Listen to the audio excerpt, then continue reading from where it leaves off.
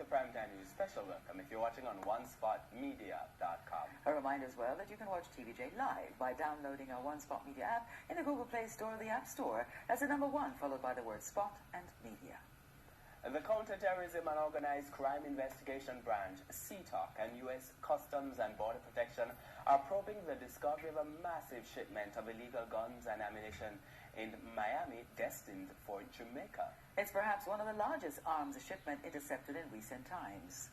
117 illegal guns and hundreds of rounds of ammunition were seized last month at Miami International Airport in Florida by the U.S. border agents. More on this report from Janella Precious.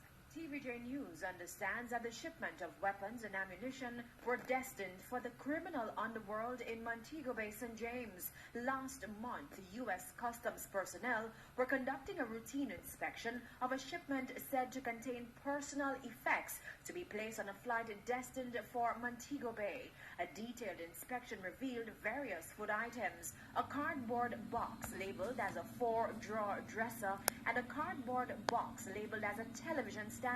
Further checks of the items revealed the shipment of weapons: 2 high-powered rifles, 115 pistols, 139 magazines, as well as more than 200 rounds of ammunition were found.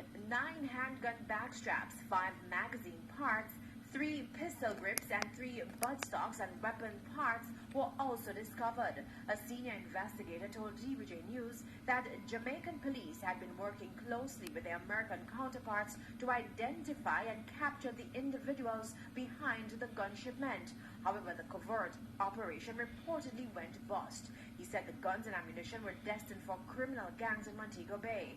The investigator said the cops are now trying to determine whether the latest find is linked to last month's gun find at the Kingston terminal, in which 19 weapons and more than 4,000 rounds were intercepted. A spokesman for the U.S. Customs and Border Patrol Florida office told TVJ News that, quote, as there is an ongoing investigation, it is the agency's policy not to release additional information at this time, unquote. Janella Precious, TVJ News.